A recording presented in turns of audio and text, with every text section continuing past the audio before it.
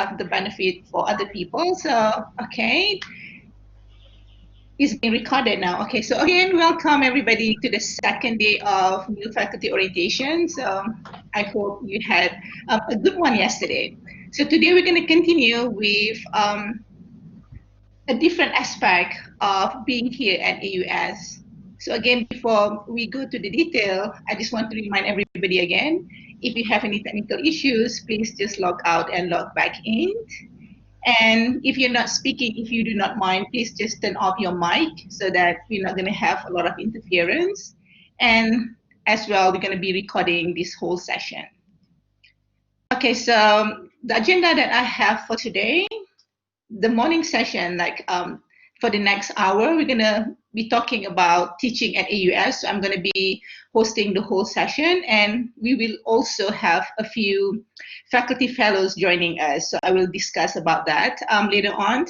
And then at 11, we're going to have Mahvesh and also Kara Jones from the Academic Support for Students, and the librarian going to be here to talk a little bit about student with disability, and also some helps if you need in terms of books, resources from the library. And then we're going to have a break. We're going to meet again at 2 o'clock. We're going to meet with the Director of Research. We're also going to meet with the CRO. Dr. Zhao is also going to join us later on. And then very important is that Ahmad Abubakar is going to be here as well later around 2:30 to talk about the reporting by digital measures. So later on, you're going to see that at the end of the semester, everybody have to kind of record every single portfolios and cost evaluation and assessment, and you also have to update your details, what we call digital measures. So that is one very important aspect that we're going to cover in the afternoon. And then before we end up the whole orientation, we will have a feedback session in case you have more follow-up questions that you want to ask me, and also if you need to talk to Julian as well from Human Resources. So you can do that later on in the afternoon, okay? So that's the agenda that we have for today. So let me just go to the next slide. Okay, I have yet to introduce myself formally to all of you, so we kind of talk, but nothing very formal. So I'm the director of Faculty Development Center. I'm also a professor, associate professor at School of Business Administration in the Department of Marketing and Information Systems. So I teach Management Information System here. I've been here for almost 11 years. So I moved from Penn State University. I was there teaching for 3 years before I moved here. And in my new role as the director for Faculty Development Center, the main role is to help faculty with any aspect of teaching and learning. Okay, so I have additional information there. So if you need to get in touch with us, I have the email over there, fdc@aus.edu. We also have a web page, AUS website. So you can go to the AUS website, you can go to FDC. We also have the Island community page. So by now, all of you should be part of this community already. So if you have yet access to Island or even to this community, please let me know, because we have a lot of resources here for you to get started in terms of teaching. If you need information, any additional information or guide, you can always find a lot of documentation, recording, within this community. So if you go to Island, you go to community, you go to AUS FDC, you can get all the resources, okay? If you do not have access to this, please let me know. I can add you over there. And I can ask IT to do that as well.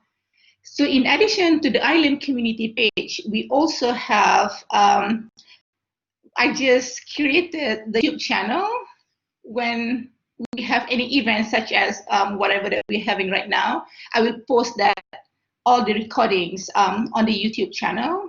You can also obviously get all the recordings from the AUS community page, but is so much easier when you have a public place where you can just go and get all the recordings of any events that is held by the FDC. So we have the YouTube channel. If you were to go to the YouTube channel, if you want to search for that, you have to type full Faculty Development Center, American University of Sharjah. So it has to be the full. Then you're gonna get. If not, it's just, I guess it's a little bit difficult to find. I didn't do a lot of marketing yet for the YouTube channel because we are in the process of doing a lot of rebranding. So after that, we just, gonna make sure that we come back with a really very strong image.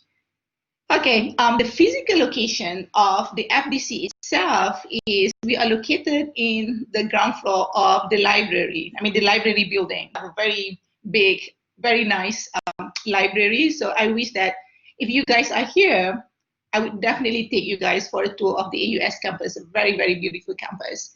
So we have the location over there, library 011, 017, 018, and 019. So my office is in there. And then we have a very huge space where we have technology enhanced active space for teaching, for trainings, for workshop.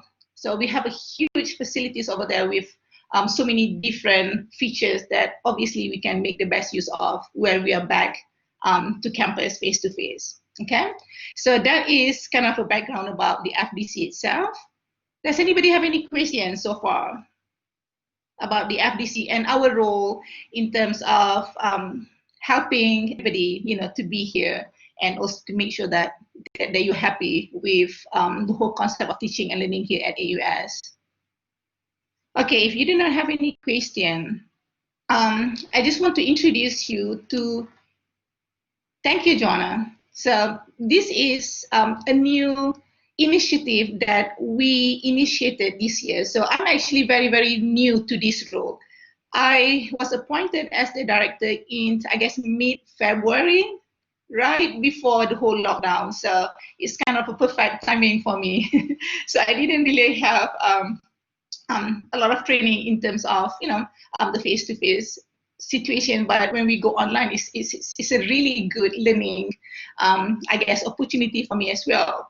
So I'm the only person, so it's a one-man show at the FDC at the moment. So because of that, we came up with this initiative of having faculty from each different school and colleges to be working very, very closely with me so that we have a call for participation during summer, and we have quite a number, I guess, a few dozens faculty actually applied for the role, which is really, really positive because this role is very important so that we're going to have a good representation from every school, from every colleges. So these people know exactly what you need in your school, in your college. So it's going to be so much easier for them to come back and work with me. And then for the FDC to have any initiative that is very, very specific to the school and colleges as well. So I would like to introduce the faculty fellows that we have with us. The first one that we have here is Dr. Muhammad Ibrahim. He's from College of Arts and Science. Unfortunately, Dr. Zinka and Cindy Baker couldn't be here. Akmal was supposed to be here, but maybe he's going to be a little bit late. But now I just want to introduce you to Dr. Muhammad. Muhammad, if you want to just introduce yourself and a little bit about the initiative and your passion about this position. Yes, do you hear me? Yes. Okay, my name is Mohammed. The first thing I would like to say is thank you, Norita, for welcoming me and organizing this event. The second thing I would like to mention here is I would like to welcome all of you to this amazing place, American University of Sharjah. For me, it stands for excellence. And excellence here has a support, and the support of the excellence is our administrators are very excellent people, and most of them they are still faculty or they were faculty. One example is Norita, is an example. Excellence also in terms of our faculty are all of them they are top scholars in their respective fields. and they are also outstanding teachers. So they manage to combine between the research and teaching. So we have here a philosophy that we try our best to help our students to prepare them for the job market, but at the same time we provide them with the solid theoretical knowledge and skills. So that's one of the strongest components or aspects of our teaching philosophies at the American University. Also, I would like to mention here our alumni. Our alumni are the public face of our university, and we conducted many surveys, but also based on our let's say regular contact with the industry, with the business here in the region. So we all the time we receive excellent, outstanding feedback. So you just go to LinkedIn and you can join American University, and then you see that our students, our alumni, they are really doing very good, not just here in the United Arab Emirates, but worldwide. And our students actually they are when I talk to my colleagues in other places, other universities, so I realize that our students are highly motivated. So they are really motivated. Of course, they are smart. But what we like is that we motivate them, we inspire them really to show, to demonstrate their skills and their capacities. So that's for me, that's really I would like to highlight. American University, for me, maybe I am biased or I am subjective, but that's my philosophy. After spending 11 years at this university, I was teaching in Germany, in United States, in Morocco. I was guest speakers in other places, but really what makes me proud is the American University provide us with the best chances to excel and to show what we can. So welcome on board. I'm happy to welcome you again. And please, if you have any question, I would like to share all my expertise and my knowledge and my insights, also my insights, because this is maybe a very specific region. So I believe in we are cosmopolitan citizens, we are universal, but sometimes like global brands, when they would like to enter a new market, they need to localize and to contextualize their brands and their advertising and their marketing. So the same, if you need any help when it comes to the context and the cultural sensitivities in this region, I would like to share my expertise and my insights. And welcome again. Thank you. Thank you so much, Muhammad. Joanna enjoys, Dr. Muhammad is also from CAS. So he's going to be a very perfect person for you to get in touch with if you have any question related to CAS specific issues that you're facing. And also, I just want to point out that, yeah, that Dr. Muhammad is very humble. Recently he won the research award from CAS, and a few years back he also won the best teacher award from CAS. So he's a perfect candidate as a faculty fellows for CAS. So make the best use of his expertise. Okay, Jais and Joanna, you have the right person over there. Okay. For Dr. Akmal, I mean, he told me that he will be joining us, so maybe a little bit later. I have a recorded message from Miss Cindy Baker from School of Business Administration from SBA. Rana is going to be joining us at SBA, so I'm going to be playing the recording from Cindy Baker, and we have two new faculty as well from CAD, from College of Architecture, Art and Design. So I will be playing the recording from Dr. Zinka as well. So let me just share the recording so that you can listen to them. Okay, just give me a minute. I'm just going to bring up. Okay. Okay.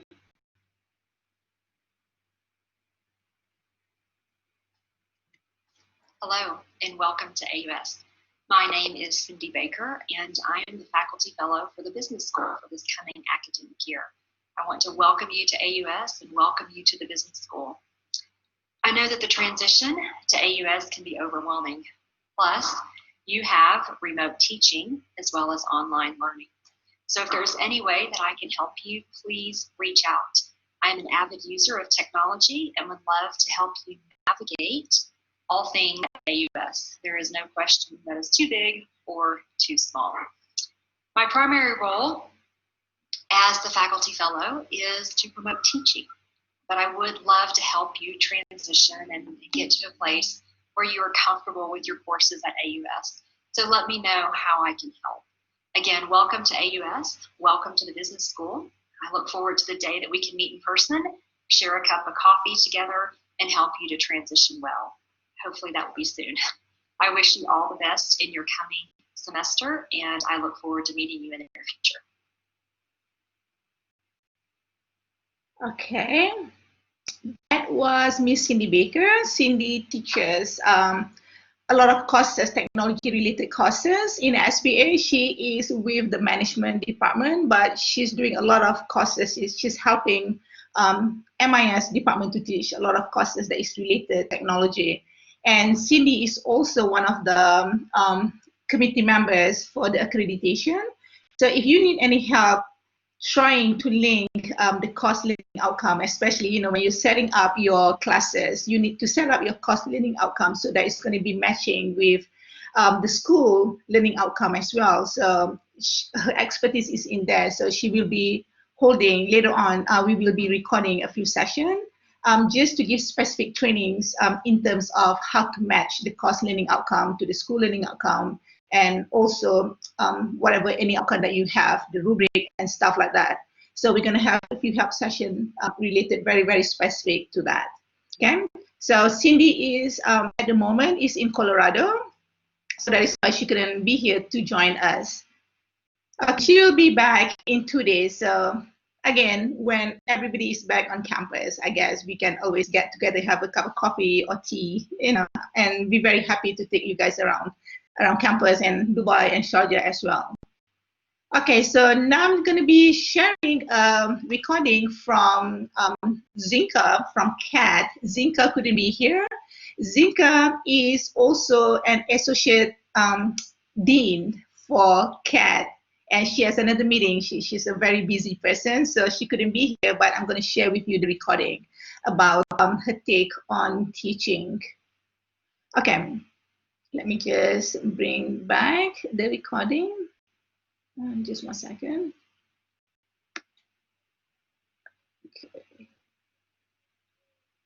Okay, just give me 1 second. I'm just trying to get it back up.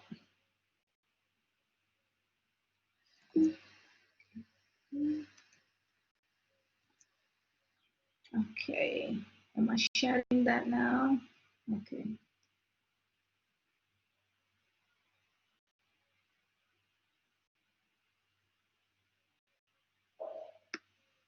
Just give me 1 second. Okay. My name is Zinka Bechtik, and this video represents a glimpse of the content that I usually share in the workshops that I conduct related to enhancing studio pedagogy. Being an educator myself for over 20 years, I've dwelled into multiple issues that we as faculty face in teaching studio disciplines. Studio disciplines are all mostly disciplines that are relying on experiential or project-based learning. It's a place where faculty interact with a smaller number of students, and they engage in learning by doing.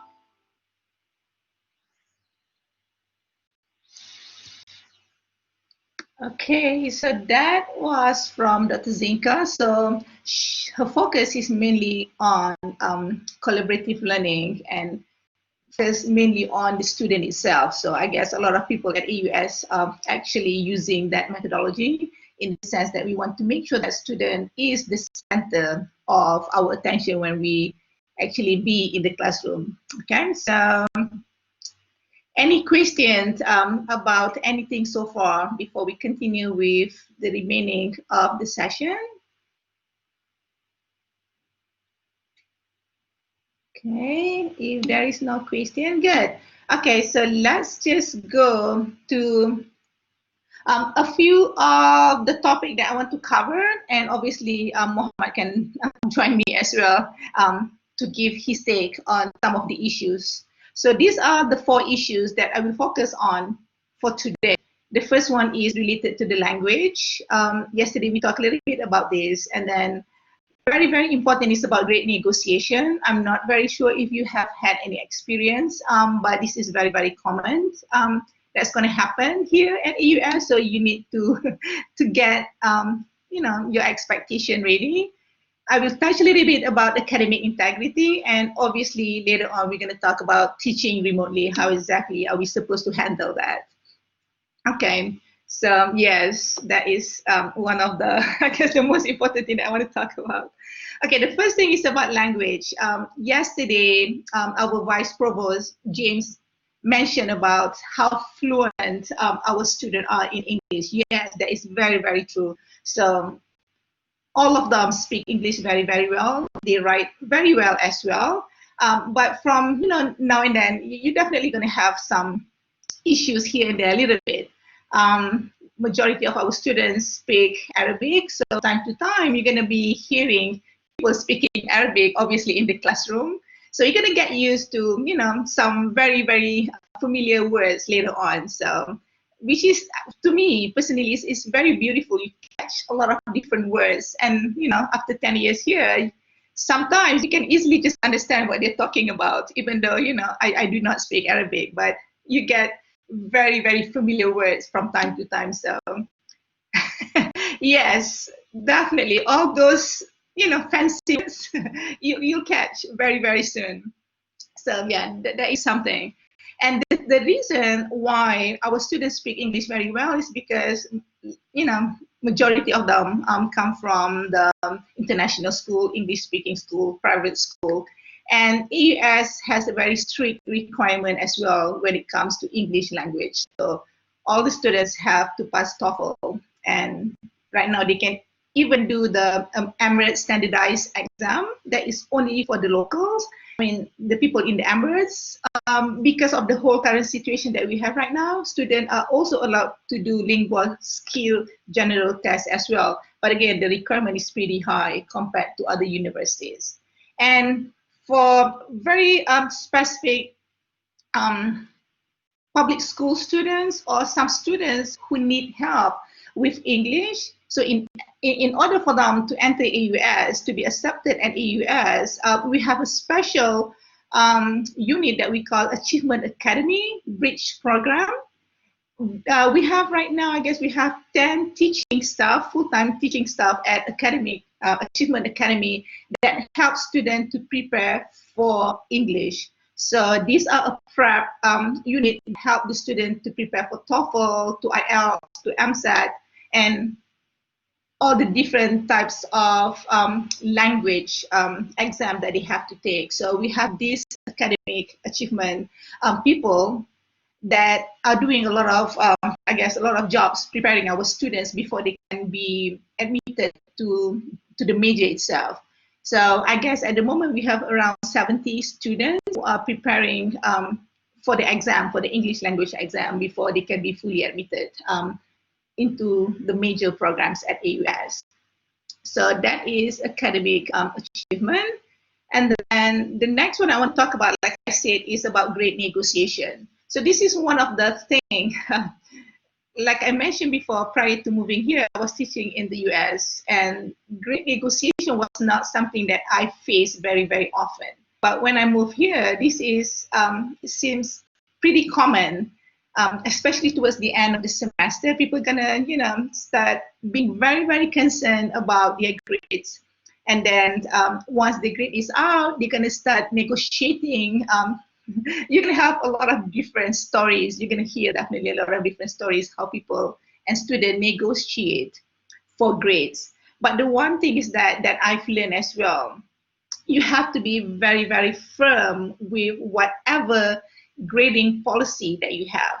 So you have to make sure that you check with your department to make sure that you understand the different the policy that they have with regards to grading. Once you already identify the grading policy that you want to use, please stick with that. And on the first day of class, you want to make sure that you make it very, very clear in terms of your grading policy. Whatever that you want to choose, stick with that. Do not change, because once you start to change, once people can see that they can negotiate with you, or once they start to see that you are kind enough to even hear them out, so this is when the trouble will definitely just grow. So from day one, you have to tell them very, very clearly. So let's say if your policy is that in order to get an A minus here at AUS, student have to get 90. So let's say a student get 89.98. So that's very, very close to 90. Some faculty will make it very, very clear that even if you were to get 89.98, that is still a B plus. So if that is your policy, you have to make it very clear from the first day of class, you're not going to round up any grades.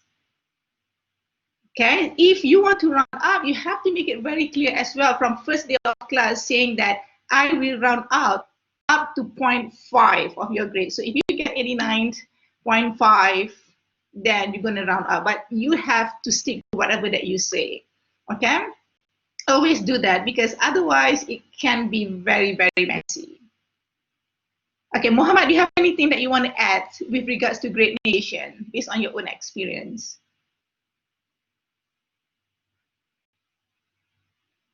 Oh, we can't hear you, Muhammad. Turn on the mic. Okay.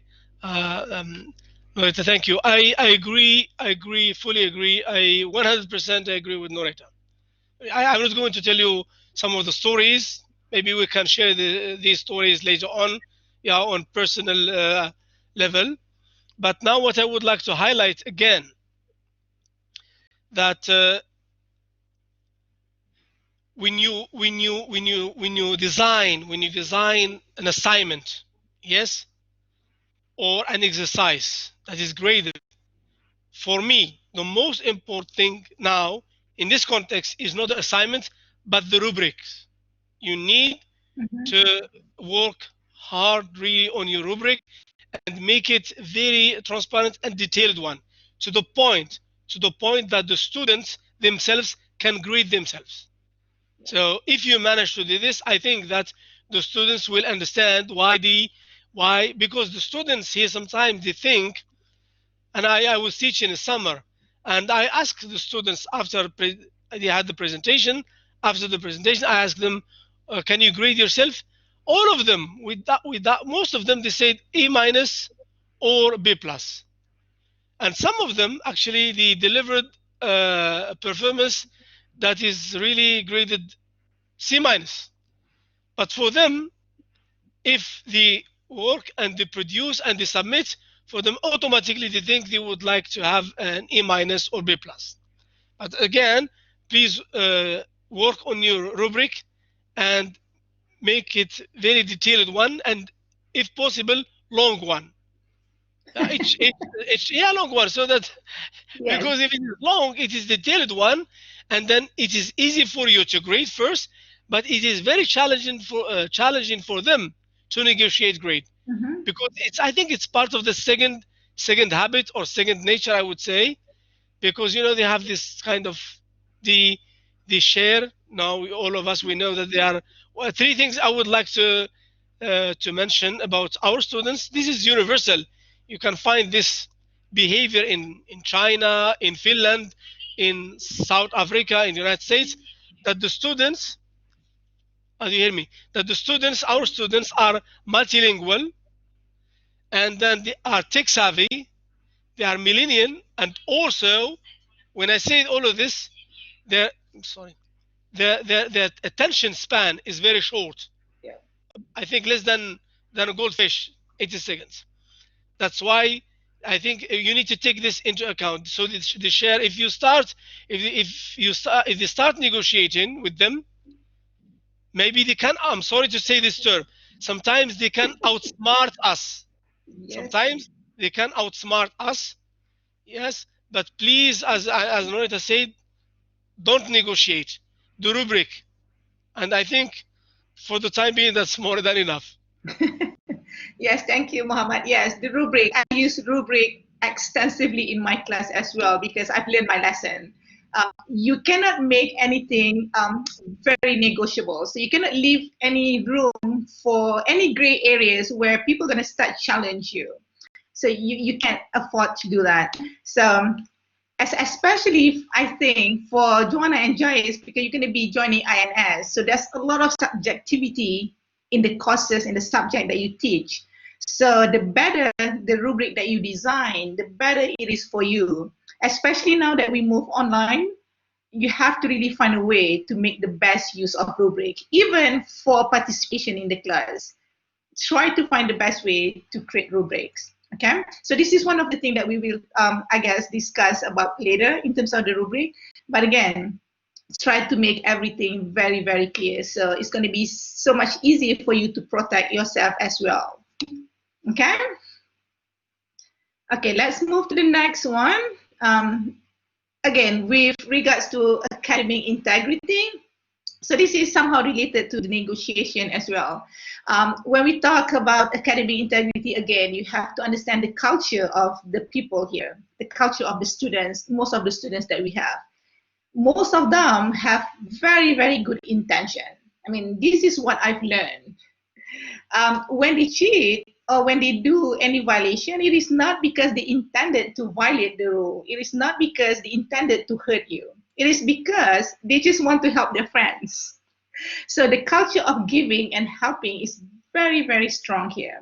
So again, you have to make it very clear from the beginning. Yeah, saying that yes, it is okay for you to help your friends, but you're not helping them if you're giving them the answer or the solution. So this is very important to make it very clear in the sense that yes, we also like to help one another, but this is not the way to help. So they have to understand every single aspect of academic integrity. That is one thing. When it comes to writing, when it comes to in-text citation references, you have to make it very, very clear as well in terms of plagiarism. So these are some of the stuff that I guess we as the teacher have to keep on reminding them over and over again. So before any exams, before any types of assessment that you make, you have to make sure that you remind them again of the consequences of what happened if they were to violate any of the academic integrity rules. But again, you have to check with your department because different schools, different departments have different details when it comes to academic integrity violation. So you want to check with your department head in terms of what exactly do you need to understand. So I guess the overall understanding is that, let's say for the final exam, you have around 5 days to report any types of violation. If you were to pass that 5 days, nothing can be done. So if you were to catch somebody who commit any academic integrity violation, so please make sure that you talk to your department head very, very, I guess, properly so that you know exactly when is the right time for you to report, because we have a centralized system to do the reporting and you have to make sure that you are used to that. So get in touch with your department if you have any experience later on with academic integrity. I'm very sure that, I mean, throughout my year, I've been teaching here for 11 years, you will from time to time gonna face this challenge of academic integrity. So you have to be very vigilant. I mean, maybe some people say that, you know, none of my students are cheat. That is not true. Everybody, I mean, almost, they try to cheat, they try to do something, but you have to be very vigilant. So one of the things when it comes to writing, you have to make sure that you know the writing style of your student as well. So the first few assignments, you might want to ask them to do in class so that you get used to their writing style. So if they were to cheat later on, if they were to pay somebody else to do the writing for them, at least you know exactly if they are capable of doing that or not. Okay, so that is something. And what I have here in pink is related to negotiation as well. So it is possible if student were to ask you to do regrading, it is possible, but you have to make it very, very clear for them to understand that the grade can either go up or go down. But when it comes to academic integrity, we do not usually give any second chance. So if you know for sure that they are violating any codes, then there is no second chance for that. Okay, Muhammad, you want to add anything with regards to academic integrity?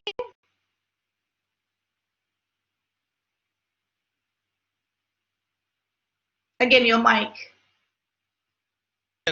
Yes, if we have time, I would like to add one or two, three ideas here to Yeah. share them with you. So the first point is understanding the culture. I think this is very important. I would like to highlight. I don't want to use theories, but I think this concept of Hofstadt's dimensions culture is very useful here. At least one dimension, which is the collectivist culture. Mm-hmm. So one thing we should be aware that we are in a collectivist culture, and then we act as a group all the time. And that's one of sometimes the students because in class we told them in real life, in business life, we are going to work as team, and team building is very important. But when it comes to exam, they think also that they should cheat, and this is part of the team. So that's one of the problems they have. uh, I think, and another thing I would like to highlight, for instance, I agree with Norita when she said uh, you need to understand the students in class, especially for instance in writing, or because sometimes you give them a project to write on, yes, and most of the time, and then you can use plagiarism, because if in our university, students before submitting any assignment, they submit to a platform, turn in, to check any plagiarism. But our students, they outsmart again the system, the whole system, and instead of copy paste, I will share this. I'm not sure, but please, Norita, you can correct Mm-hmm. me. Maybe that's wrong. Some students sometimes they hire people to write for them papers in other Yes, that's countries. true. It's like there is in India now. Maybe all of us were aware that there was an application, an Indian application, that helps you in lifetime, in real time when you are doing your exam. And the American government, is an example, did ask this website or this application not to help students during exams. So students sometimes they try to use all the systems available, yes, to overcome their their weakness, or their sometimes not weakness, but they are sometimes not confident. So that's why I think I agree with the narrator. Sometimes you can assign students writing or research assignment in class, also to push them, to start motivate them to start working and assuming their responsibilities. And because if you give them an assignment, so when they go in when they go home, they have this kind of, okay, let's do it myself, instead of hiring another person in, I don't know, to write for me. So this is very important also. I think I'm done, Norita. Yes. Okay, thank you so much, Muhammad. Yes. Another thing that this is another trick. When we talk about culture, the thing is that all of you guys are still very young. So this is the trick that I use in my class after I've been here for a while. The one thing about the Arabic culture is that they have a very, very strong respect towards their parents, towards their mom, towards their dad. They would not do anything to hurt their mom. So the one thing is that in my undergraduate class, especially because they're very young, I mean, they can be 18 years old, 19 years old.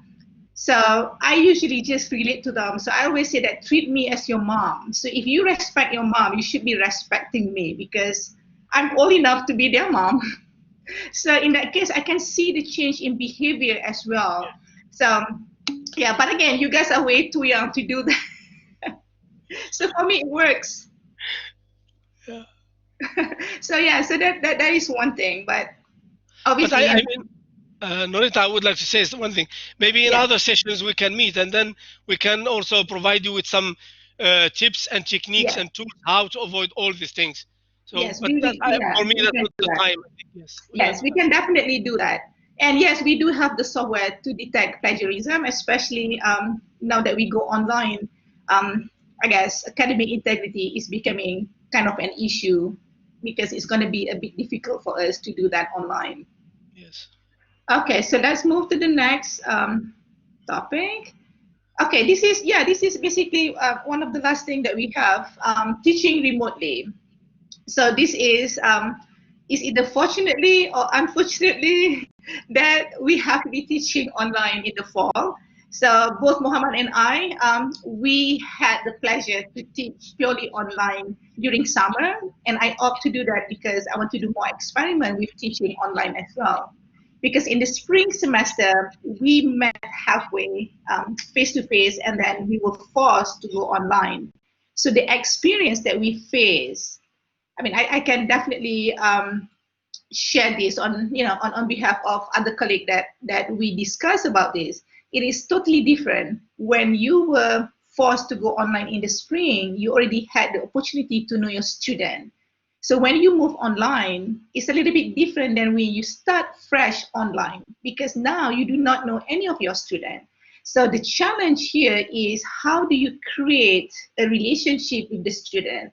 How do you create your presence online? So these are one of the first thing that you have to start thinking when you move your classes online.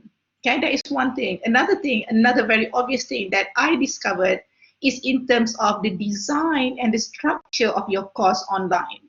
Because in the spring, my classes were not that organized. Whatever that I have in terms of the structure of the course material, they were not very organized compared to the summer semester because I had the time to think through. I had the time to actually look at the different design that going to make it so much easier for students to find the material and also to follow week by week or topic by topic, whatever that you want to cover. So this is something that you have to start thinking about. Spend some time in planning the course before you actually move everything online. That is very important. So if you were to have maybe we're going to have about 2 weeks, I guess, before we start the classes. So what you can do, start planning the structure of the course that you want to have and then talk to somebody. I mean, obviously you can talk to the FDC, you can talk to us so we can give the feedback. This is not something that people used to have. So you create your own syllabus and then your department head is going to approve that. That's it. When we move online, it's very important. I cannot stress enough how important it is for you to actually prove your structure. So ask somebody else to actually go through whatever that you plan because that's really going to help when you put your material online. Because like I said before, you want to try to make it as simple as possible and you try to make it easy for your student to follow every single thing that you put online. Okay, so that is the one thing. So here at AUS, we use Blackboard for that purpose. So I'm sure that you have the training session with Nabil's and Walid's group on how to use Blackboard. And within Blackboard itself, we have Blackboard Collaborate Ultra. This is just like Zoom. It has a lot more features. And again, I guess it is more stable in the sense. So again, I'm sure that you have some support in terms of using Blackboard Collaborate Ultra, but we're going to be more than happy to help you, to guide you through in terms of best practice, in terms of how to make the best use of Blackboard Collaborate Ultra. Because we have a lot of different features that you can use within Blackboard Collaborate Ultra when you teach your class online, okay? So whatever training that you have with the IT group, those are very, very specific on the use of technology itself. But when it comes to pedagogy, when it comes to the best use of this technology in the classroom, I think it is so much better if you were to talk to one of us, okay? Or you talk to any of your, I don't know if you were assigned any mentor in your department, you talk to them, talk to any senior people that have been using this for a while. So again, in the next few weeks, we're going to be having some kind of the launch session or help session where we're just going to meet with anybody who needs help, who needs any feedback when it comes to the design of the course, when it comes to anything at all related to teaching remotely. Okay, so we're going to be doing that. So I will announce the date later on. But if you need any help, any support, of any types, just feel free to get in touch with us, because teaching online can be very, very time consuming. I'm not really sure how many of you have done this before. Have you guys taught online before? Okay, so you have taught online. Okay, good. So at least you have the idea. But again, but never use Blackboard Collaborate. So that is something that I guess you have to try to get used to. So this is one of the things. During the help session later on, what we can do is to have a session where you can actually try to use all the different features on Blackboard Collaborate Ultra together with me, so that you can walk me through of all your course material and the different tools that you can use, that is available within Blackboard Collaborate Ultra. So we're going to make some arrangements so that you can see exactly how the students going to see. Okay, so I'm going to be your student, and then we're just going to do some practices. So that's going to be really, really nice, especially for the first time, because Blackboard Collaborate Ultra can be a little bit annoying sometimes compared to Zoom. Zoom is so much easier in terms of navigating. Blackboard Collaborate Ultra, you need to know the trick in order for you to do that. There's some limitation, but other than that, they have quite a number of good features that you can use. So yes, please sign up for the help session, or please just email me. We can always do that, because I think this is one of the most important thing for you to start testing and having some experiment using the environment itself. Okay. And a few other things, again, is that you want to make sure, like I said, the first few classes, you want to make sure that you try to get used to the student, to get used to the material, so that later on it's just going to be, you know, just another class that you have to do. Okay, there is a question here, or a comment. Do you agree that using Blackboard Collaborate and getting used to it is better, so we don't multiply the number of tools? Yes, definitely. We only going to be using Blackboard Collaborate Ultra, so we're going to stick with only using one application in this case. But from time to time, what I do in my class, I try to incorporate another apps. But Blackboard Collaborate Ultra is the main platform that I use. But I incorporate a lot of different apps such as Seppo, Kahoot, Menti. You know, you can do so many different things just to make sure that students not going to get bored. So yes, I mean, you can incorporate many different apps within Blackboard Collaborate Ultra itself. But yes, definitely we're gonna arrange for some, I guess, help session or experiment session, so that it is so much easier. You're gonna get more comfortable as you move. You're gonna get more comfortable with using all the different features of Blackboard Collaborate Ultra. Okay, any question about teaching remotely? Anything that you want to add, Mohammed? Yes, I would like to add two things. I agree with you also. One thing, I'm not, because we don't have enough time, I'm not going to speak about the challenges I personally faced during when we migrated from offline to online. But one thing I would like to highlight is the mindset. As teachers, we need to have the mindset that we are teaching online or remotely. This is very important, I think. So the mindset again, because sometimes we think that teaching in classroom is similar to teaching online, but from my experience, my insight, the thing I have learned, and I would like to share with you, no. So it's different mindset. Yeah, I don't want to elaborate. Maybe in the future we can meet and talk about it. But for me, the key concept, mindset.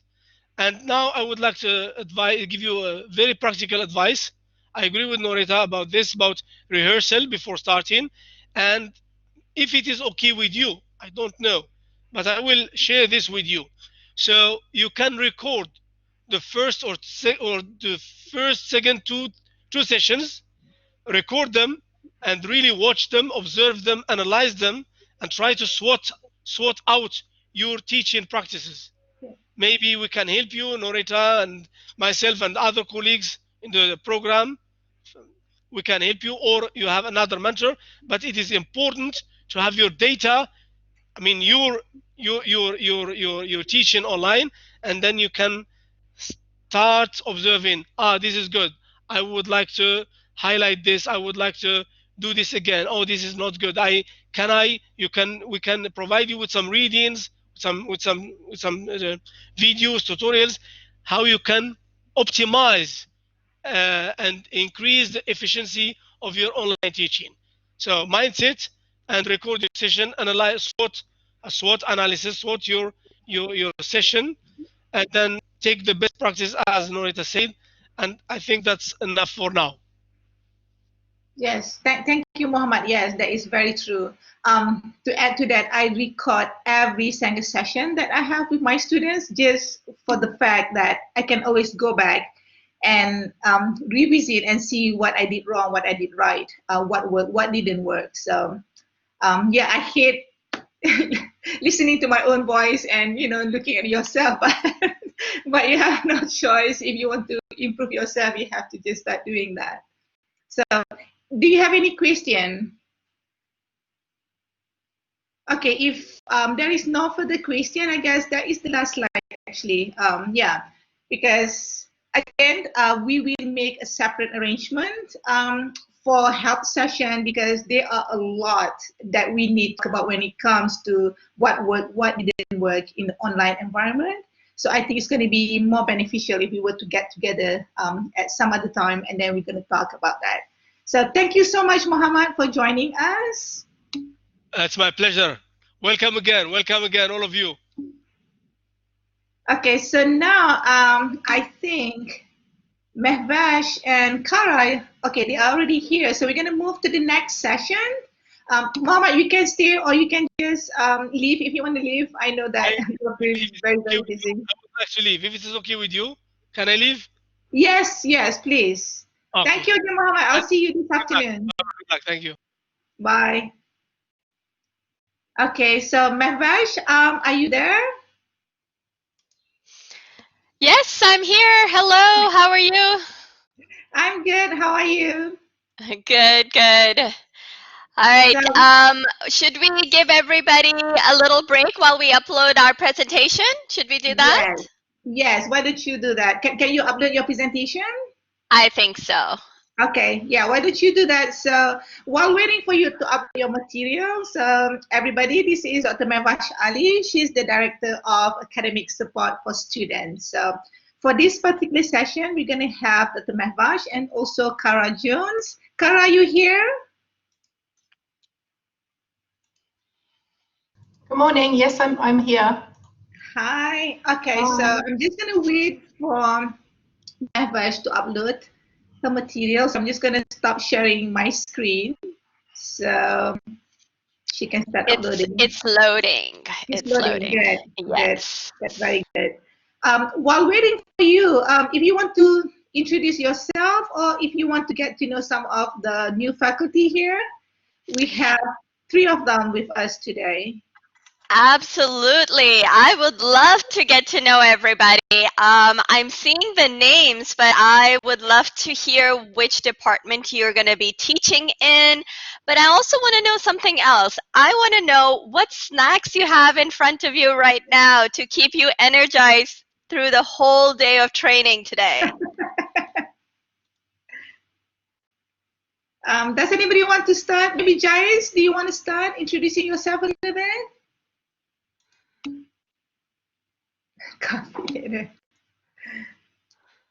Coffee. Excellent. Yes, that's great. Hi, Jess. How are you?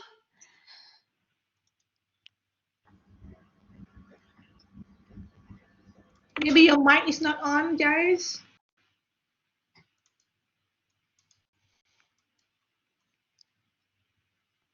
Jais is joining us from Istanbul. Yeah, I'm wow. French actually, but I live in Turkey. I've worked there. So I live in Istanbul, and I've just been recruited at the Department of International Studies for the psychology program. I'm a social psychologist. Yeah, so nice to meet you. Thank you for joining us, Jais. Hi. Hi, Rana. Hi, so I'm Rana Hamdan. I hold bachelor's and master's in accounting from AUS, and I'll Oh, be yeah, welcome back. thank you. And I'll be teaching in the accounting department, and I have ice cream to keep me energized. Nice to meet you all. Nice to meet you. Joanna? Hello. So I'm just like Jade. I'm new in the psych department, in the psychology department. I'm a psycholinguist, and I'm here in Buenos Aires. It's middle of the night, and I've just finished my coffee. Where are you from originally, Joanna?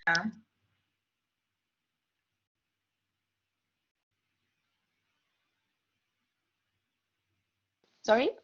Where are you from originally? Oh, it's really.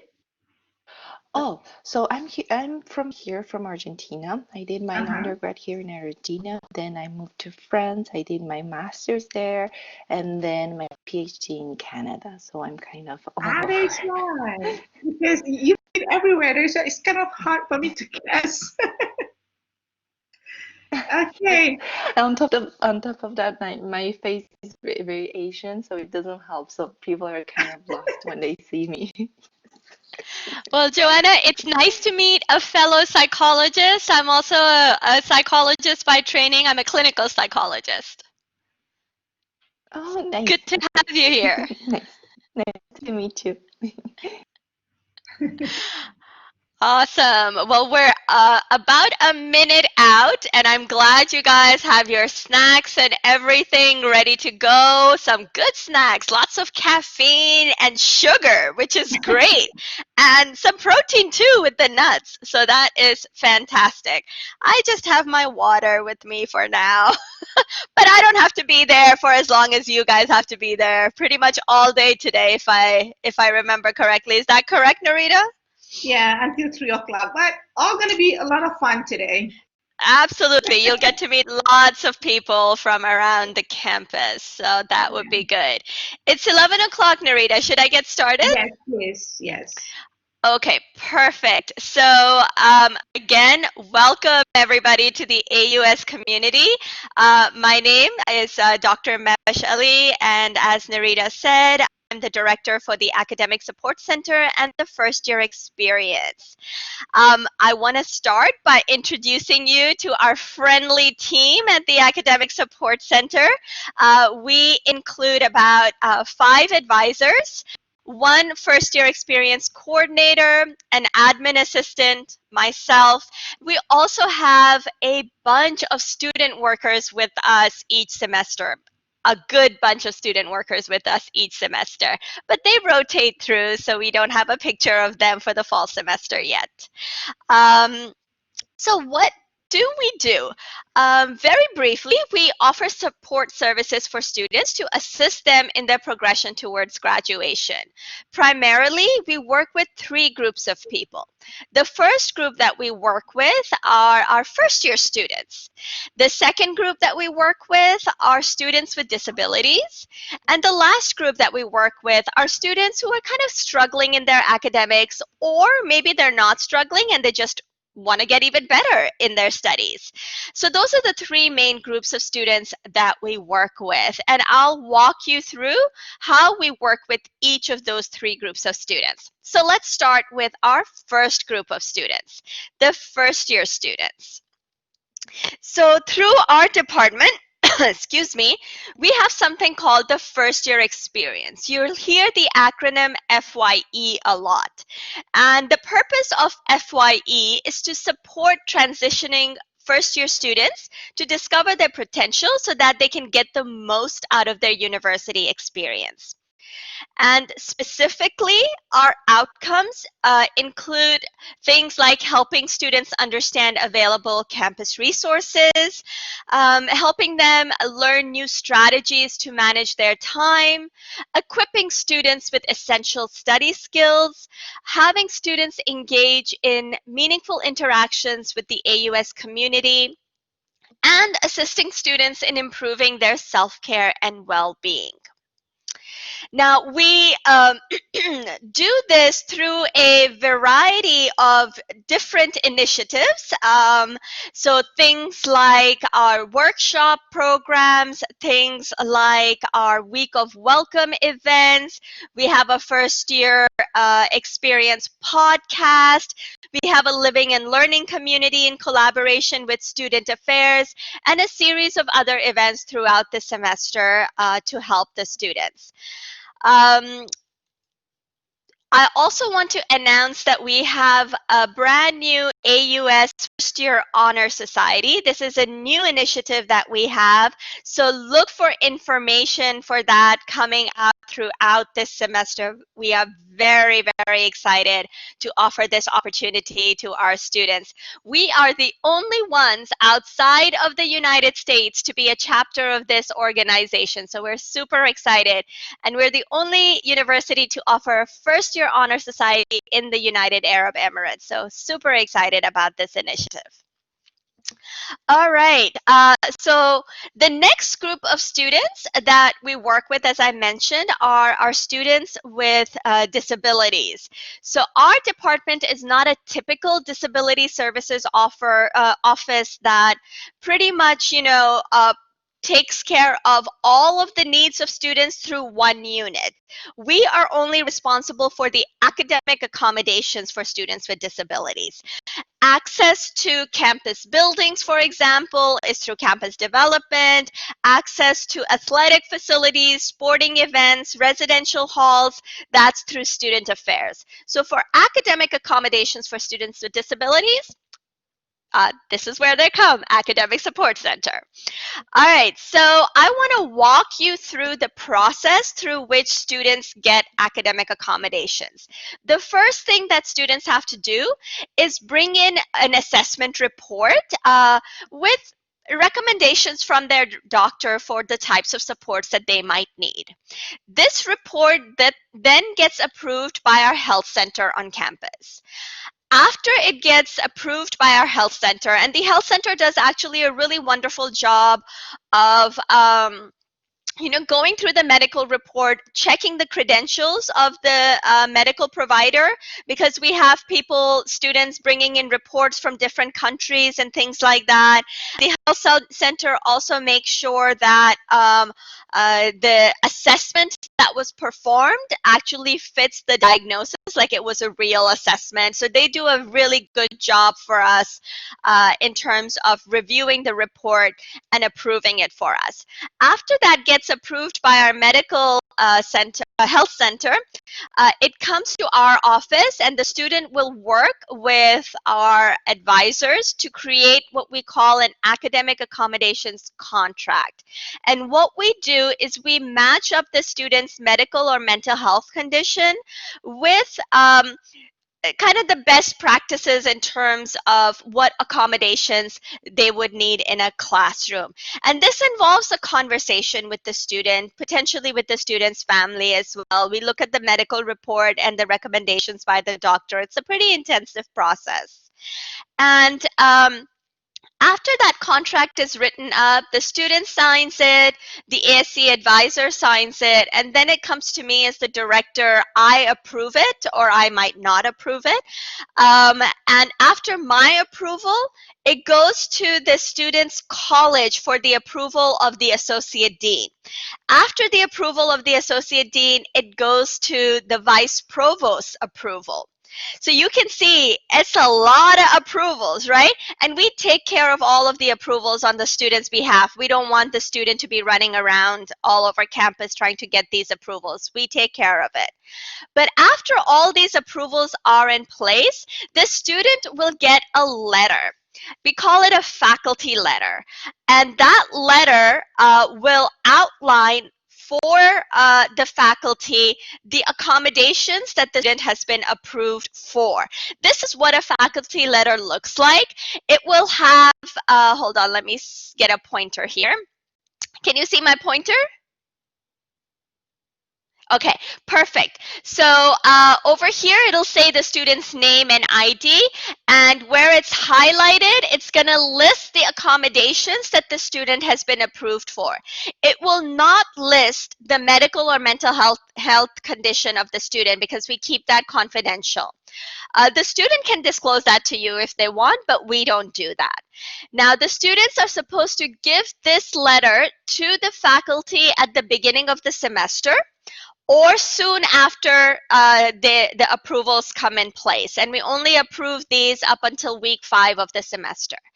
So the faculty, the student will give this to the faculty, and if you get this letter, at this time, after the student has gone through so many approvals from the health center, from our department, from the associate dean, from the vice provost, you can be sure that this is a genuine case. And at that stage, you are obligated to provide the accommodations to the student. There is a UAE law to ensure that students with disabilities have equal access to educational opportunities. And so we are obligated to provide that to our students.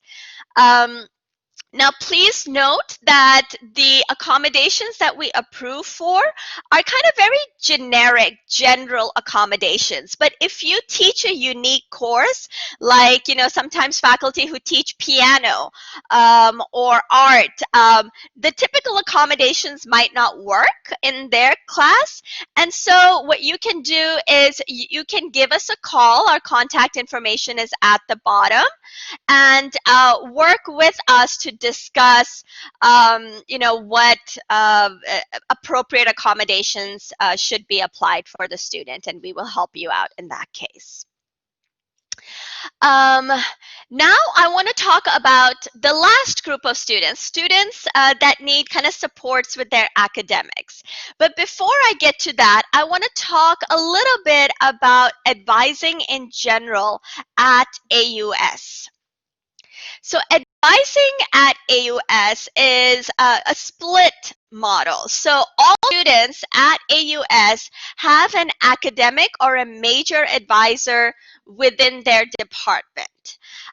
This advisor works with students in terms of providing them with course recommendations each semester, talking about how the student is progressing within the program, and as students get into kind of junior and senior year, talking about mentorship and career guidance and things like that.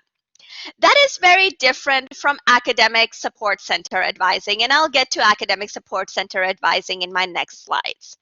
But what you want to do is you want to talk to your department head to discuss if you will have any advising responsibilities. Different schools and colleges at AUS offer major or academic advising differently. So you want to get in touch with your department head, and they will let you know if you will have any advising responsibilities and who your students are going to be. But let's talk about academic support center advising now. So academic support center advising is to help students clarify their educational goals. We can kind of assess students' current level of study skills and also work with them to develop those skills. We offer an instrument called the LASSI, the Learning and Study Skills Assessment Instrument, to aid with that assessment process. It's a world-renowned instrument that's used all over the place, and we have access to that too. We also can connect students to appropriate resources.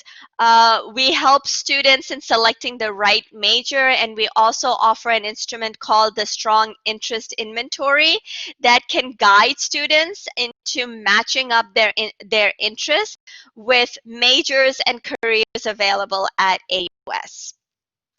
We also work with students on academic probation. So let me tell you what academic probation at AUS means. We actually work very, very closely with students on academic probation.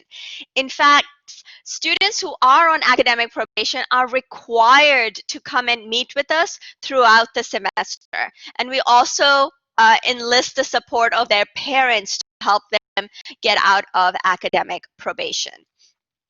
So academic probation, basically undergraduate students are placed on academic probation whenever their cumulative GPA falls below 2.0. And they will stay at academic probation until they can bring up their GPA to a 2 or higher, their cumulative GPA. Once they can raise that up to a 2.0 or higher, they will go back on good academic standing.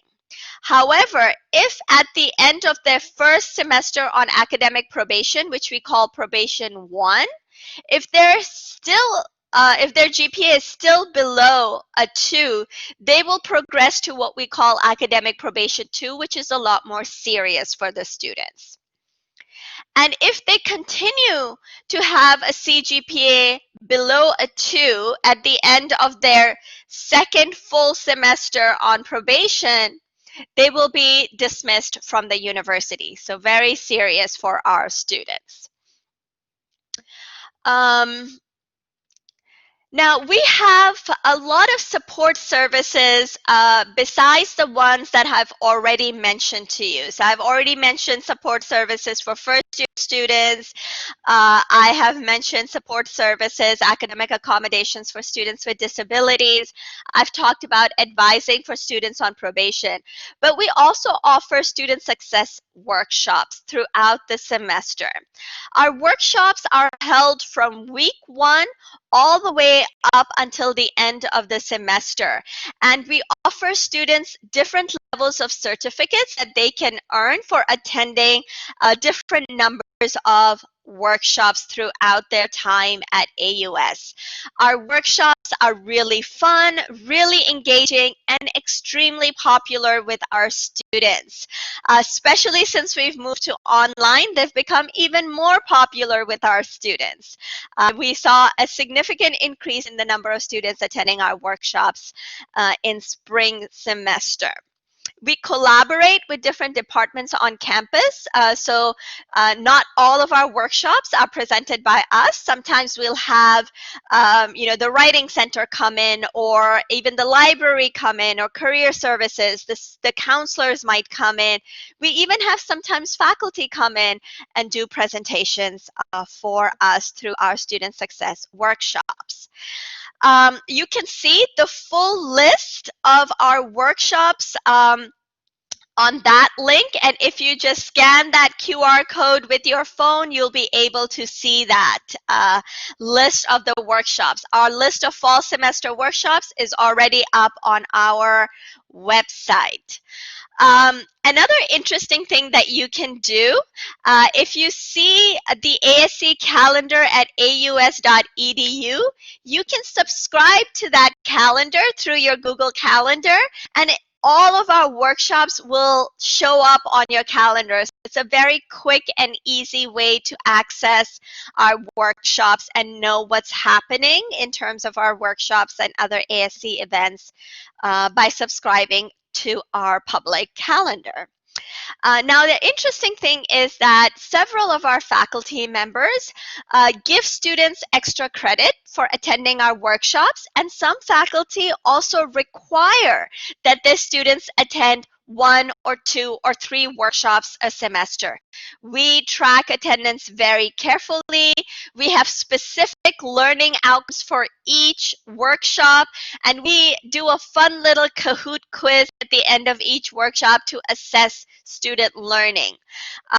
So we're very thorough with that, and we can let you know exactly which of your students have attended our workshops. So I would encourage you to utilize our workshops very significantly in your courses by referring your students throughout the semester to our workshops, or giving them extra credit to attend our workshops.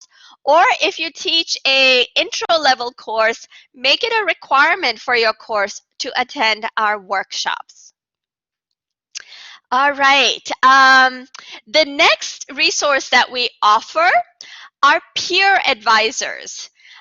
We are very proud of this resource. So we have peer advisors who are juniors and seniors at AUS from all different colleges and school at AUS. All 4 colleges and school are represented in our peer advisors.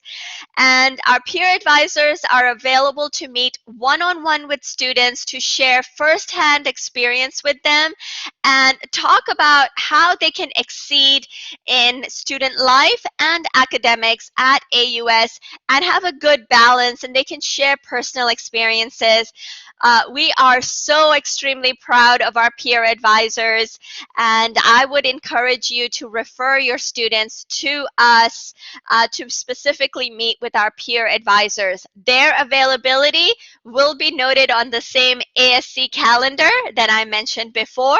However, we won't know their availability until the second week of the semester because these are students as well, and they're still kind of, changing their schedule a little bit. So second week of classes. All right. Students can meet with our peer advisors if they want to know things like, I want to know more about this major. How do I ace my tests? I want to know about courses and electives. How do I find balance between my studies and my extracurricular activities? And how can I get more involved at AUS? You can see some pictures of events with our peer advisors. Very popular, very fun and engaging events. Peer advisors often visits the classes also to talk about our resources and the different support services available for students. So throughout the semester, we work very closely with faculty in different areas. I've already mentioned one way in which we interact with faculty, which is through our workshops. We want faculty to refer students to our workshops. In fact, we kind of expect it. So please do that. But the other way that we interact with faculty throughout the semester is when we need feedback from you in terms of student performance. This is very, very critical. So we work with students at 3 levels. First, we identify at-risk students who are at risk of getting on academic probation. We work with probation 1 students, and we work with probation 2 students. And we need faculty feedback at each of those stages. It is critical for our work. So I want to talk about what type of feedback we need at these different stages from you. Let's talk about at-risk students first. At-risk students, data has shown us, is typically our first-year students. First-year students are the population that tends to get on academic probation the most. In fact, more than 70% of our students on academic probation are typically first-year students. So what we would want you to do is you will receive an email from our registrar, Ms. Linda Ataya, to put an R to denote risk on banner for first-year students. This will happen about in week 4 or week 5 of the semester. And we capture all of the students for whom you've put in an R on banner.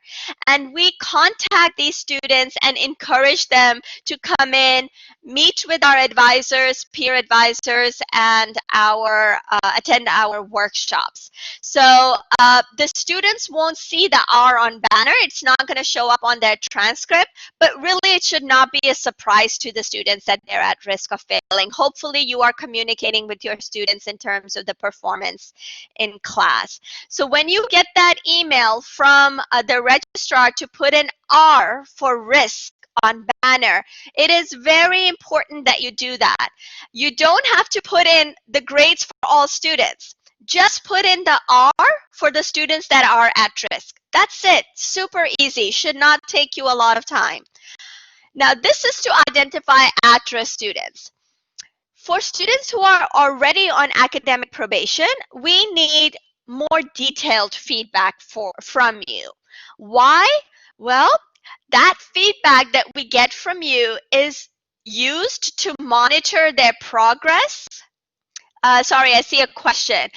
at risk meaning failing the course. That is correct. Or maybe they're like absent. They're at risk of being withdrawn from the course. So it's at risk for academics. Yes. Okay, so going back to working faculty feedback for students on probation, we use it to monitor their progress and to see if they are kind of sticking to the recommendations that we're making for them. It's used so that our interventions can make the most impact. Also, our students on academic probation, we involve the parents in the conversation. In the last session, Dr. Narita mentioned that parents are very important for these students. And so when they're at risk, when they're on probation, we involve the parents in our conversations. And when parents get involved, they want to know how students are doing. So in order to respond to parent inquiries, we need to have up-to-date information from you. We cannot see student grades on iLearn. We can only see their final grades at the end of the semester. So in order for us to know how they're doing on their quizzes, assignments, attendance, we need that information from you. We will request this information around week 5 to week 7 of the semester, and we want feedback on things like grades on quizzes, tests, assignments, are they attending the class, their involvement in the class, and even any predictions for a final grade that you can make. So how do you give this feedback? Remember, for at-risk students, you put the R on banner. But for probation students, we will email you a unique link. This unique link, when you click on it, it's going to take you to a page that looks like this. And let me get the pointer out here. Can you see my pointer, Dr. Narita? Yes. Perfect. Okay. So the unique link, when you click on it, it's going to show only your classes that you are teaching, and only the classes in which there are some students that we want feedback on. So when you click on one of these courses, it's going to take you to a page that looks like this. It's very user-friendly. It's going to have the name and ID of the students. I've blanked those out for now. And it's going to have something like this. So what we want you to do is to fill it out like this. So you see here we have Katniss Everdeen, Miss Katniss Everdeen from Hunger Games, if any of you know her. You can simply click positive feedback, and that will tell us that you don't have any concerns about the student. But if you want to give some comments, that's great too. We love giving students positive feedback, and especially the parents. They want to know when their students are doing something good. But Miss Emma Sample, unfortunately, is not doing so well. She's had 4 absences. She's at increased risk. She's missed some assignments. And there are some comments by the faculty. So you can put those in, and it auto-saves as you put in your comments. Once you are done, once you are fully done, then you can click Save Report, and we will get the report automatically. So hopefully that is very clear, but if you have any questions, you're welcome to contact us once you get that link. But it is absolutely critical for the health of our students' academics that we get consistent feedback from you. As soon as we request it, it is very important that you give us that feedback. Okay, I would encourage all of you to please follow us on Instagram at AUSFYE and at ASC.AUS to stay in the loop in terms of support services that we offer for our students and any events that our students need to be attending. We have a very popular Instagram page and a very active Instagram page. Both of those are really, really fun. So do follow us if you live on Instagram.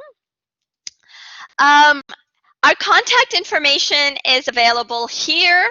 Our website is just aus.edu/ASC. Now I want to switch gears a little bit, and I want to talk about other resource services, support services for students that are available at AUS. If you scan this QR code, it's going to take you to our website. And actually, let me stop sharing so that I can take you there myself. Hold on here. Can you see my screen? Yes. Perfect. Okay, so that QR code should have taken you to this website, and you will see that on our page we have summarized AUS resources. And if you click on the drop-down menu, you will be able to see all of the different support services that AUS offers, not just for our department, but through student affairs, counseling, IT services, grant services. This is a very useful page for you to bookmark. So if you want to do that, I think that would be a really great idea. Now, I still have a couple of minutes, so I'm going to show you our workshops that we have for this semester. You can see we have workshops all the way from week 1 to week 13. And if you click on any of these, it'll show you the different workshops that we are offering. Lots of fun workshops like the Lowdown on AUS Lingo, Relax, Resource, Repeat, Adulting 101, how to take notes in class, Learning 101. So you see lots of really fun workshops. The link to join is right here, so students can join, and peer advisor hours will be posted here for this semester after week 2. So that is my presentation for now. I'm going to stop sharing, and I will be happy to answer any questions that you might have at this time. How am I doing on time, Nari? Oh, you're doing great. Great. Thank you. Perfect. So, questions?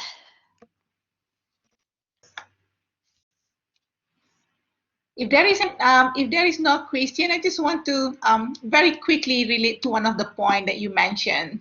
For the probation, for students under probation, because earlier I talked about negotiation. So these students will definitely be one of them that will come to you and I'm going to try to get your sympathy, saying that they are under probation. And then if you're not helping them, they're going to be kicked out of the universities.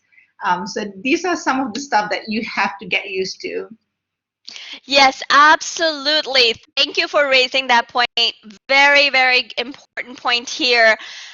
Your grading should be the same whether a student is on academic probation or if it's a good standing student. In fact, unless you look up the student's transcript, you're really not going to know if a student is on probation or not. If a student is included in that link that I sent to you, it might just be a student who we need the feedback from. It doesn't mean that every student on that list is a student on academic probation. That might be a student that we're working with very closely, etc.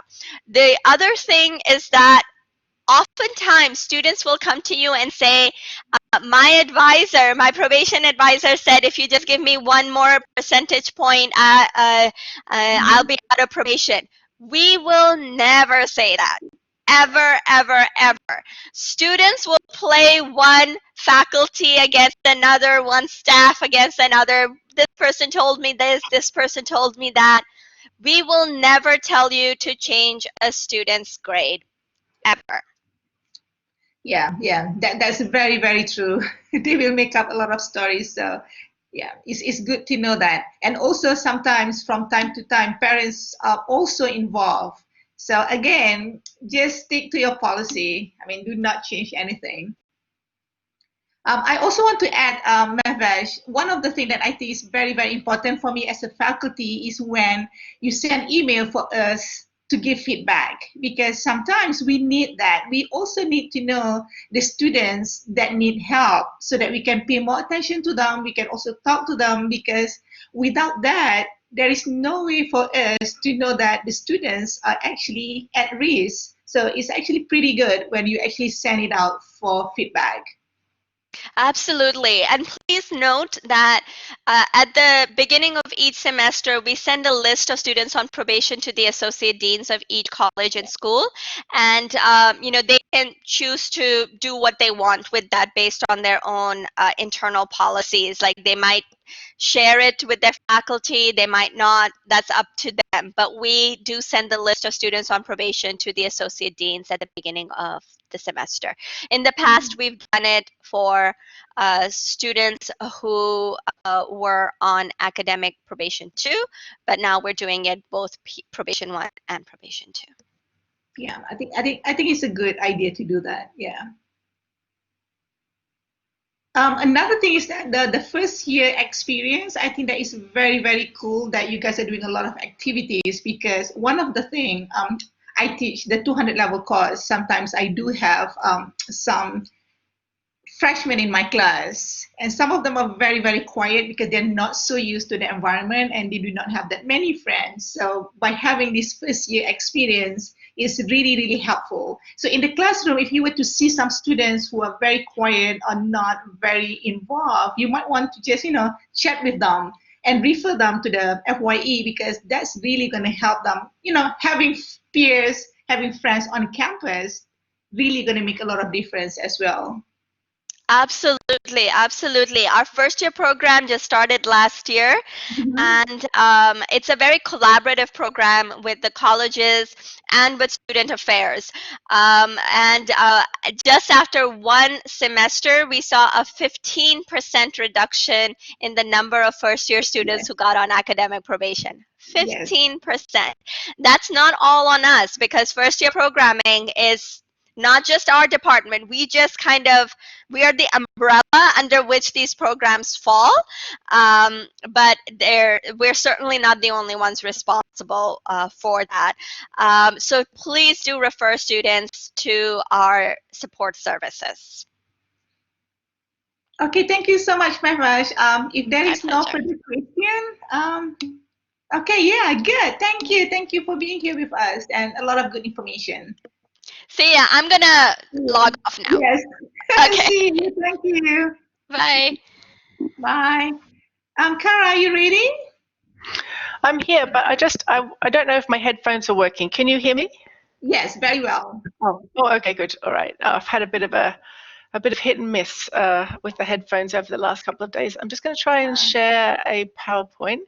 I'm kind of a novice when it comes to Blackboard Collaborate. We use mostly Google Meet. We use a lot in the libraries. So I'm going to select a slide to start sharing it, and you can see that one? Yes. Okay, perfect. So really, welcome to AUS, everybody. My name is Cara Jones. I'm the University Librarian. And I know I've got 30 minutes to fill up with you today, but you get so much information over these first couple of days. I'm just going to hit the highlights of what you can expect from the library. And hopefully at the end of this session, you'll be able to take away two things, which is about the library website, and that we have liaison or faculty librarians that can help you they're especially assigned to your department. So if you have any questions about getting started or any of the things that I'll talk about today, then get in touch with your liaison librarian, because it's a super service and they are really, really dedicated professionals. So I will move on if I can figure out my next slide. Is it here? Yes. The AUS library building is absolutely glorious. We have a purpose-built library here on campus. I don't know if any of you have been on campus to have a look at it or have seen pictures of it on the website, but it is beautiful. It's a 3-story purpose-built library. I will tell you this, even though you're not on campus at the beginning of joining AUS, but really You'll find that you spend some time in the library. Hopefully your students will spend a lot of time in the library. We've got lots of resources physically, but the space itself is really heavily used by students. They do come into the library a lot to study, to work with friends, or even just to socialize. The library building, we have all the normal services that you'd expect from a library. We also have in the building, we have a cafe, we have an entrepreneurship center called Sharjah, we have the writing center, we have Narita and the faculty development center, and we have the testing center downstairs, which is actually a massive operation. It's got a room with 300 seats in it for testing. So the library building it's kind of got a lot in there for us to share with you when you come on campus. Please do come and have a look. For now, I think the thing that you'll use the most is our library website, and it's library.aus.edu. Go in there, have a look around. There's lots of information. We've just changed to this website in the last sort of 4 months as we've been on lockdown. So it's new. We're developing it. There's lots of information coming up. Go in there and check it out if you haven't already seen it. We've got. I joined the library last February, so February 19. So I was pleasantly surprised when I arrived to find out the length and the breadth of resources that are available to you, especially things like databases, all the sort of the usual ones that you would expect to find in an academic library, very well provisioned for. Of course, there's always new things for us to be acquiring. And as I go on in the presentation, I'll tell you a little bit about acquiring stuff and using resources in your teaching, in your learning. But also we do a lot of support for research. So I'll talk a little bit about that as well. But check out the library website, library.aus.edu. And then let us know if you have any questions on what's on the website itself. The library catalog is obviously the first place that a lot of people start with, so just go in there and we use a catalog. We call it WorldCat, and all of your students will get an introduction to this when they start. Our other big asset in the library is our librarians. I mentioned that each of your departments has got a liaison librarian. And I think I picked up earlier that we have some people from psychology, which is part of international studies, and business here as well. I think that's right. Is there anybody else, Narita, that from any of the other departments? No, we have 2 from CATS, but they are not here at the moment. Okay. So these lovely people standing in front of you, those are our liaison librarians, and each of them is responsible for a separate department. John's quite easy to spot as the man in the group at the moment. We do have another male librarian colleague who is currently working remotely from Manchester in the UK. He was just employed as we went into lockdown, so we couldn't actually fly him over. So he's worked for the last couple of months from the UK. But John, that you can see in this picture here, is our SBA liaison librarian. So any of your management people, he's the one that can liaise with you to buy materials. If you need resources for your teaching, if you have requests for any of the databases, then John's the person to talk to. And Chris Furno is our international studies and psychology but liaison, and Chris is second from the left, so with the blonde hair. And Chris is a great resource for you to have. She works with faculty on a daily basis to look at resources, to help students. Yes, to thank you. That's perfect. I wish I could do that. I could do that. I just don't know Blackboard well enough. So get in touch with your liaison. Again, on the library website, if you look under team, you'll find all these people and who they are. So I'm sure they would be, normally when we'd have a faculty orientation like this, we would meet you at the end of my session. We would take you into the library, we would talk to you, we would show you around. But clearly we can't do that today, but they are there for you if you need them. So please do make use of them. They're a great resource. So moving on. I have a list, I have a really big list of key topics that faculty might be interested in, and I just thought I'd ask just throw a big list out here for you and ask if there's anything in this list that captures your attention. Just send me a chat and say, is there anything that you would like to know about when I first start talking? Can I start with any of these topics because it's particularly of interest to you? Otherwise, I'll just go down the list of things.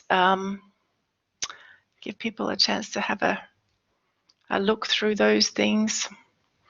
They're all sort of general academic library services that you would expect. I'll cover the information literacy in your course one in another slide in a moment. But you can imagine being in the library, we deal a lot with copyright, putting resources into iLearn, that kind of thing. So I haven't heard from anybody. So I'll start with borrowing materials. As faculty, normally when you're in the library, you will be able to borrow 75 items. We lend those for a semester, and if nobody else needs them, if we don't have any requests for them, we automatically renew them for you at the end of the semester. We send you an email that tells you what you've got on loan, so you don't lose track of anything. But we have a fairly generous borrowing scheme. We can borrow materials for you from other libraries. So if you find that you need something for your research or teaching purposes, we can do an interlibrary loan for you. And we're set up with a network called OCLC, which is a big American network. And we can borrow materials from all over the world. We go to the British Library. We go to lots of university libraries in the States and borrow material. They lend it to us for a certain period of time. And people find that really invaluable for use. That's for faculty. Students don't really have access to interlibrary loans except for graduate students, and sometimes final year students can request material as well for their senior projects. If you need new materials, you'd like to see something new in the library, there's a link. Thank you. There's a link for requesting new materials on the library website. You can just go in there, tell us what you need, and your liaison librarian will get back to you to talk about whether you want to. At the moment, everything we buy, we're buying as an e-copy when it's available. So all of the materials that we've got coming in at the moment, electronic copies, that usually takes a couple of days just to flick the switch to say, yes, we've got access to something. Print materials can take up to 6 weeks to get here, so you really need to be organized for that. Have a look through the library website. If there's materials you need for teaching that you would expect to find there but you're not finding there, get in touch with your liaison librarian through the website or the Get Help link on the website.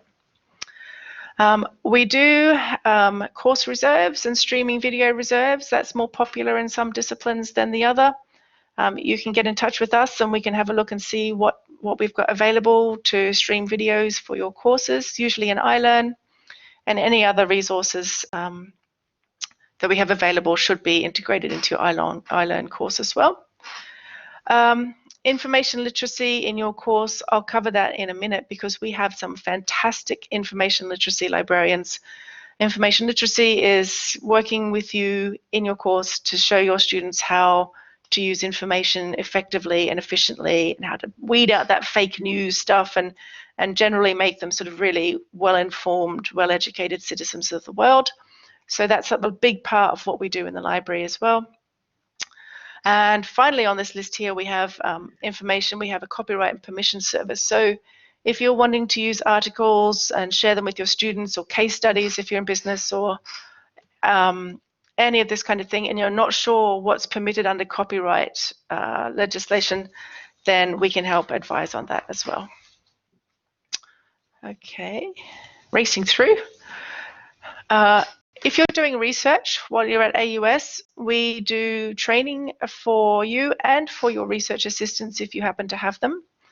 And we also do a lot of support. We do support and workshops on things like open access for research publications, research data management, using social media for amplifying your publications when they come out, that kind of thing.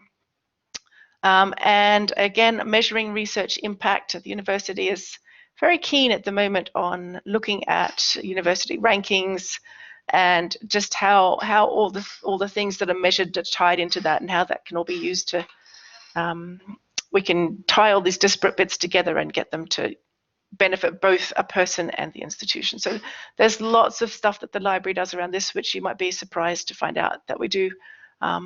Look out for some library websites. Library training sessions will make them available when it comes up. Yeah, so we do everything from bibliographies to what you would expect to literature reviews, systematic reviews, all of that sort of training for research assistants. So that's something we're just working on, and we've got some fantastic.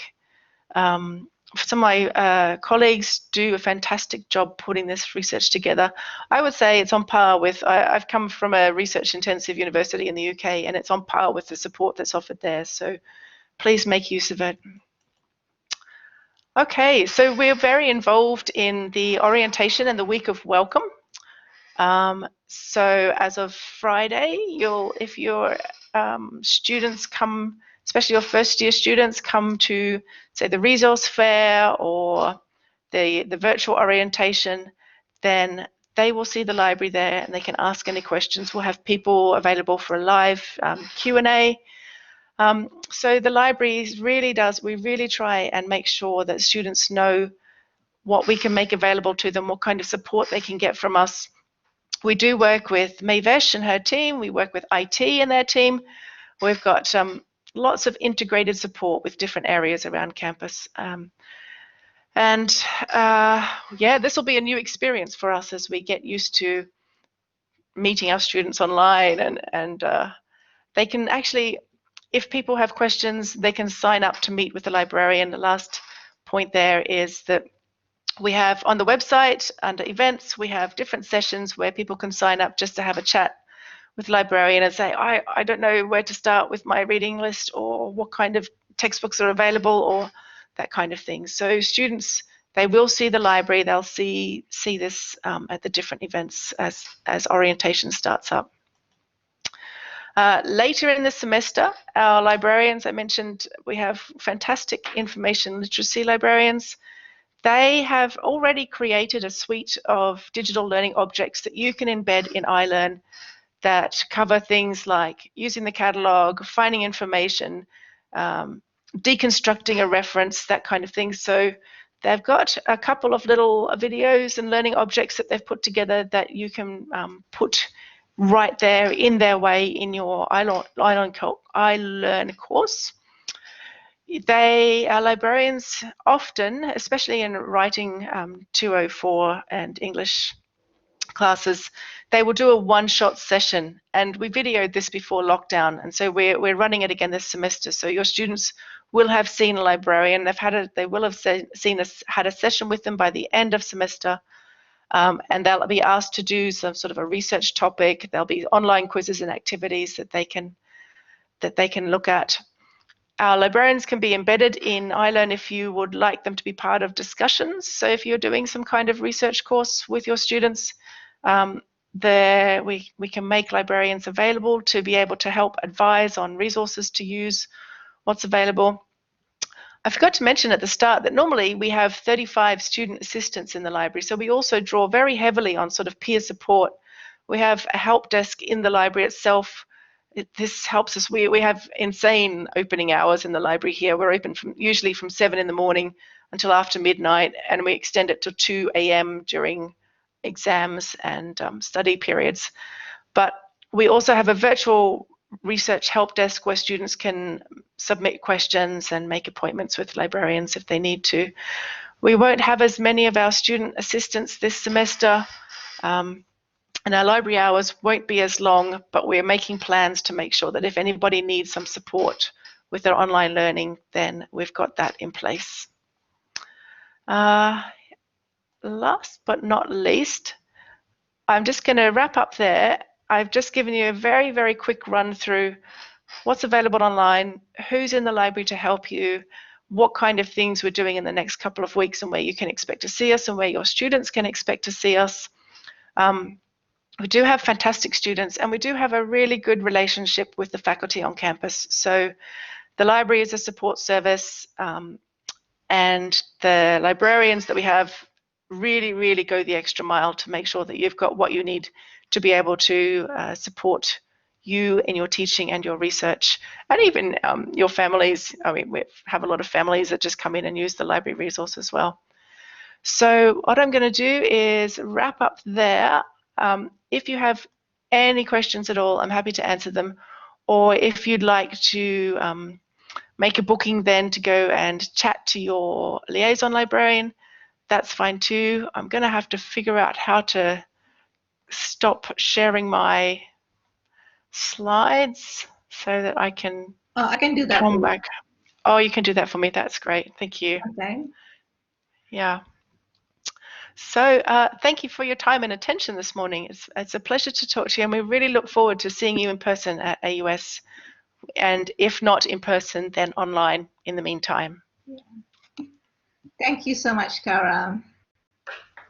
You're very welcome. And I just want to maybe just highlight on a few things that I've used as a faculty. So again, like Kara said, make the best use of the librarian, because they're there to help you, and all of them are very, very helpful. So let's say for me, for example, I like to use free ebooks for my class. I don't usually assign a book where students have to pay.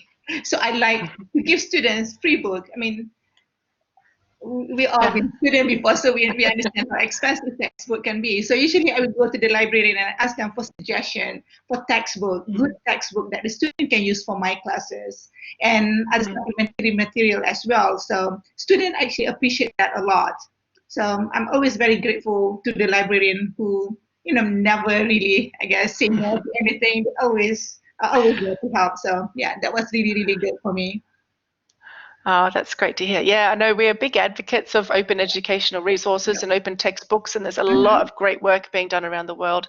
But I know that this is a bit of a slow-moving opportunity for us to take hold of, and not all faculty are on board with this yet. I know there's lots of discussions going along, on campus. We're going in this direction. Yes, I hope we do. I'm glad you've taken. This is one of the initiatives the FDC is going to push as well. So, yeah. Right. And another good thing is that, especially those people that are coming from CAS as well, I'm sure that you're going to be using from time to time materials, movie materials, videos for streaming. It's extremely useful to do that, because the librarian usually, they are very, very helpful. You just tell them the names of the movies, whatever that you want, and they're going to help you with all the copyright as well. So students love that in a way. So if you are planning to use video streaming, make the best use of that. Okay, any other question, any other comment that you guys would like to make? I think everybody's good. Do you have anything else to share, Kara? Not at the moment. Just I can make the PowerPoint available if it's of use to anybody. But I think the best thing to do is to go to the library website and just poke around, see what you can find on there. Yeah. When you guys are here, I mean, definitely go and visit the library. It's a beautiful place. Yes, it is. Okay. Thank you so much for your time. Sure. Thank you so much, everybody, for being here. Thank you so much, Kara. So if not, I will see, I guess our next session is going to be at 2 o'clock.